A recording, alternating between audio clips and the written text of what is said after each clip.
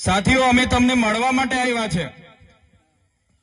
ઘણીવાર આપણા વિસ્તારના આગેવાનો ફોન કરે કે અમે મળવા માટે ડેડિયાપાડા આવીએ। ઘણીવાર કે અમારી આ રજૂઆતો છે, ત્યારે આજે નવા વર્ષના પહેલા દિવસે તમને બધાને મળીને પ્રકૃતિને પ્રાર્થના કરીએ છીએ કે આવનારું નવું વર્ષ સૌ માટે સુખ, શાંતિ, સમૃદ્ધિ સાથે સ્વચ્છ નિરોગી સૌને સ્વસ્થ નિરોગી આયુષ્ય પ્રદાન કરે એવી પ્રાર્થના કરીએ છીએ। સાથે સાથે તમે ને અમે બધા જાણીએ છીએ, હમણાં મંચસ્થ ટીનાભાઈએ કીધું કે ગુજરાતમાં આટલા ધારાસભ્ય છે 182, પણ એમાં આપણા ચૈતરભાઈ સાહેબ જ બોલે છે। પણ અહીં બેઠેલા તમામ યુવાનો, વડીલો, માતા બહેનોને હું અપીલ કરું છું, ઘણા આગેવાનોએ મને સાહેબ સાહેબ સાહેબ કરીને કારના બોલે છે, પણ હું કોઈ સાહેબ નથી। મને તમારો ભાઈ, તમારો દીકરો બનાવીને રાખશો તો ગમશે। મારે કોઈ સાહેબ ભાઈ બનવું નથી, મારે કોઈ મસીહા બસિયા બનવું નથી, મારે કોઈ સાહેબગીરી બનવું નથી। કેમ કે તમે મને સાહેબ બનાવશો તો તમારો ને અમારો અંતર વધી જશે, એટલે મને ભાઈ બનાવીને તમારે રાખવાનો છે। રાખશો ને બધા? સાથીઓ, હું તમને કહી દઉં, ગુજરાતમાં 27 બેઠકો આદિવાસીઓ માટે રિઝર્વ બેઠકો છે।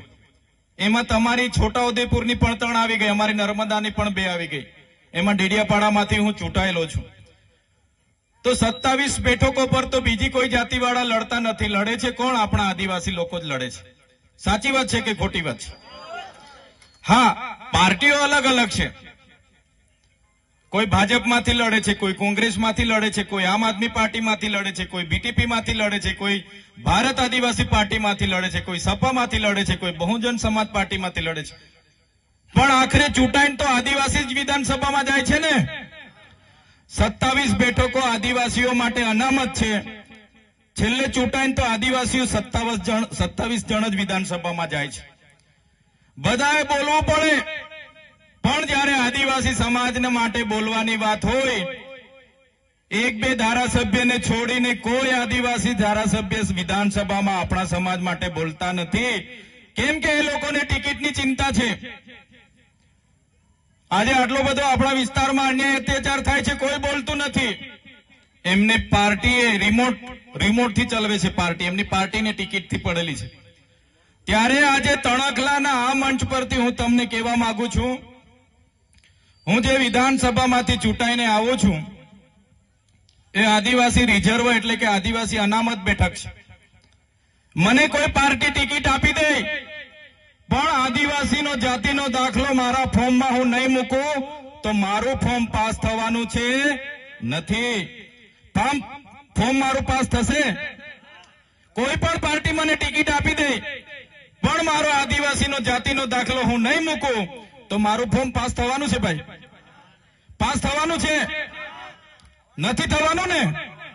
એટલે આદિવાસીના જાતિના દાખલાથી હું ધારાસભ્ય બન્યો છું, મારા ડેડિયાપાડાના આદિવાસી સમાજના આશીર્વાદથી હું ધારાસભ્ય બન્યો છું। આજે તમારી વચ્ચે આવ્યો છું તો આદિવાસી સમાજના ધારાસભ્ય તરીકે આવ્યો છું।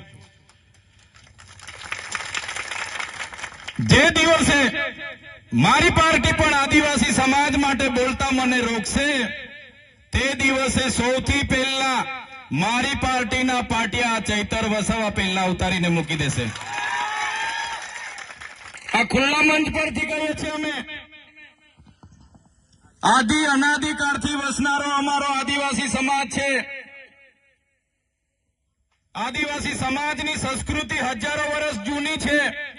સિંધુ ખીણની સંસ્કૃતિમાં તમે જોઈ લેજો, હડપ્પાની સભ્યતામાં જોઈ લેજો, એ આદિવાસી સંસ્કૃતિ 10-12 વર્ષ પહેલાની આપણી સંસ્કૃતિઓ છે। અહીંના મૂળ માલિકો છે આપણે, આદિવાસી હોય, એસસી હોય, માઇનોરિટી હોય, ઓબીસી હોય, આપણે આ દેશના મૂળ માલિકો છે। આજે મૂળ માલિકોની હાલત શું બનાવી દીધી છે? આજે મૂળ માલિકોને આજે મજૂર બનાવીને રાખી દીધા છે। તમે જોઈ લો આજે મૂળ માલિકોની હાલત શું છે।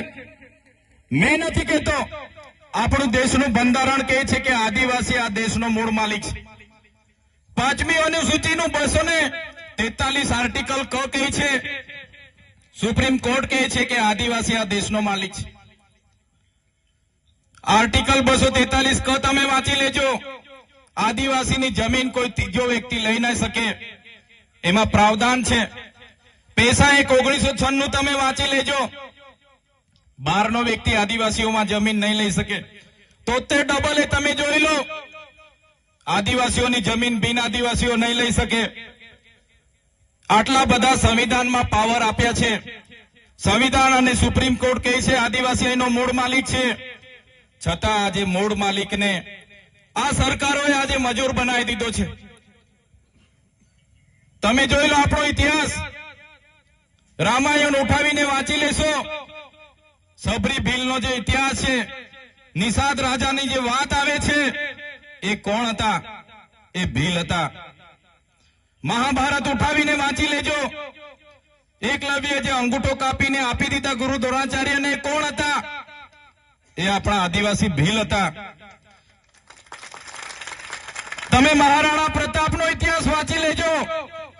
જ્યારે હલ્દી ઘાટીનું યુદ્ધ થયું, મહારાણા પ્રતાપના પોતાના ભાઈએ પણ એનો સાથ છોડી દીધો. ત્યારે પૂંજા ભીલે આખી સેના લઈને મહારાણા પ્રતાપ સાથે ઉભા હતા. એ આપણા આદિવાસી ભીલો હતા. તમે શિવાજી મહારાજનો ઇતિહાસ વાંચી લેજો. શિવાજી મહારાજ સાથે દુધાબેલ, આખી ફોજ જે ભીલોની હતી, એ આપણા આદિવાસીઓની હતી. મિત્રો તમે જોઈ લો દેશની આઝાદીનો ઇતિહાસ. બિરસા મુંડા હોય, ખાજ્યા નાયક હોય, ટાટિયા ભીલ હોય, જયપાલસિંહ મુંડા હોય, આજે આવેદન નિવેદન કરવું પડે, આજે રોજગારી માટે લડવું પડે.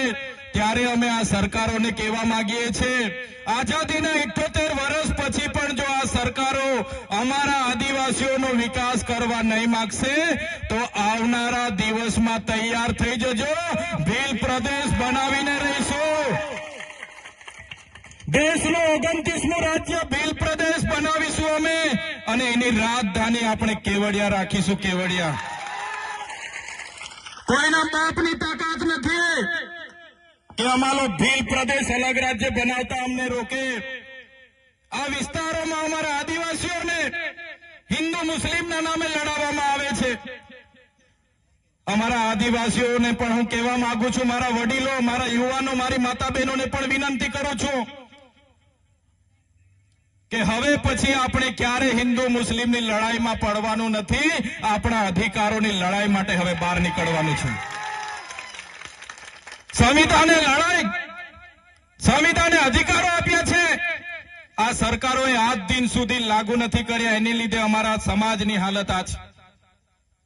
આજે વિકાસની મોટી મોટી વાતો થાય છે, મોટા મોટા બેનરો લાગીને બ્રાન્ડિંગ થાય છે, પ્રચાર થાય છે, પ્રસાર કરે છે.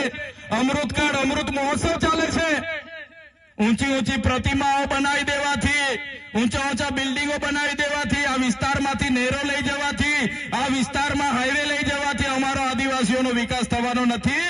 અમારા આદિવાસીઓને સારું શિક્ષણ આપો, અમારા લોકોને સિંચાઈનું પાણી આપો, અમારા લોકોને રોજગાર આપો, તો જ અમારા આદિવાસીઓનો વિકાસ થવાનો છે. સાથીઓ, ક્યાં સુધી આપણે લડીશું અને શા માટે?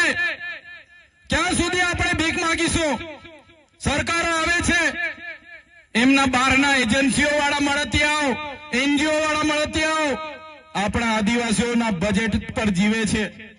આ વિસ્તારમાં પણ કેટલાક પ્રાંતિ લોકો આવીને નેતા બનીને ફરે છે. એમને પણ કહેવા માંગુ છું, અમારા આદિવાસીઓને અંદર અંદર લડાવવાનું બંધ કરી દેજો. જે રીતે તમે લોટો લઈને આવ્યા હતા, એ રીતના લોટો લઈને પાછા અમે તમારા વતનમાં રવાના કરી દઈશું. અહીંયા લોટા લઈને આવેલા ને અમારા આદિવાસીઓને અંદર અંદર લડાવે છે ને રાજ કરે છે. એવા લોકોને પણ ઓળખી લેજો. જે દિવસે અમારો આદિવાસી જાગશે, એ દિવસે આવા લોટા લઈને આવેલા લોકોને પણ ફરી લોટા લઈને પાછા એમના યુપી બિહાર મોકલી આપીશું. આ આદિવાસીઓનું ખૂન છે. અમારા પૂર્વજોએ આઝાદીમાં પણ પોતાનું યોગદાન આપ્યું છે, દેશના વિકાસમાં પોતાનું યોગદાન આપ્યું છે, અને આજે અમારી જમીનો સંપાદન કરી લેવામાં આવે છે, શ્રી સરકાર કરી લેવામાં આવે છે, કંપનીઓને આપવામાં આવે છે. ત્યારે સાથીઓ, હવે જિંદાબાદ મુર્દાબાદ કરવાની જરૂર નથી. નર્મદામાં આટલા બધા વિસ્થાપિત થયા આપણા લોકો, આટલા વર્ષોથી દર દર ભટકે છે. અહીંના નેતાઓ ગોળ ગોળ ફેરવે છે, ખોટા વાયદાઓ કરે છે, મંત્રી તંત્રી પારણા કરાવીને જતા રહે છે. પણ મેં તમને વિસ્થાપિતોનો પણ આજના આ મંચ પરથી કેમ છું બાલુભાઈ, હવે તમે બધા તૈયાર થઈ જાઓ. હવે ભીખ નથી માંગવાની.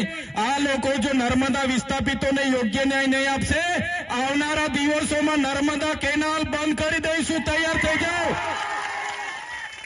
અમે આગેવાની કરવા માટે તૈયાર છે. પોલીસ સામે અમે લડવા માટે તૈયાર છે. પોલીસનો પહેલો દંડો, પહેલી ગોળી અમે ખાઈશું. પણ જો આ નર્મદા વિસ્થાપિતોને ન્યાય નહીં આપશે, આવનારા દિવસમાં નર્મદાની કેનાલ બંધ કરવા માટે અમે જવા તૈયાર છે. નર્મદા ડેમ આપણો છે, નર્મદામાં ઉત્પન્ન થતી વીજળી આપણી છે, નર્મદાનું પાણી આપણું છે, અહીંયા આપેલી જમીનો આપણી છે, અહીંયા બનેલી જીઆઈડીસીમાં કોલસો નીકળે આપણો છે, આ માડુંગરમાં યુરેનિયમ નીકળે આપણો છે. જ્યારે અમારા આદિવાસી બાળકોના શિક્ષકોની વાત આવે, જ્યારે અમારા રોડની વાત આવે, જ્યારે અમારે પીવાના પાણી માંગવા જવાનું હોય તો ભિખારીની જેમ હવે જવાનું નથી. પણ સાથીઓ, હવે તૈયાર થઈ જાઓ. અમે આગેવાન કરવા તૈયાર છે. બસ તમારો સહકાર જોઈએ છે. આ દેશ આપણો છે, અહીંના મૂળ માલિકો આપણે છે. ત્યારે મારા સાથીઓને વિનંતી કરું છું, મારા વડીલો, યુવાનો, હું તડવી, હું વસાવા, હું ચૌધરી, હું ભીલ, હું ગામિત, હું દામોર, હું બારિયા એમ કરીને અંદર અંદર લડાવવાનું નથી. આપણે આદિવાસીઓ છે.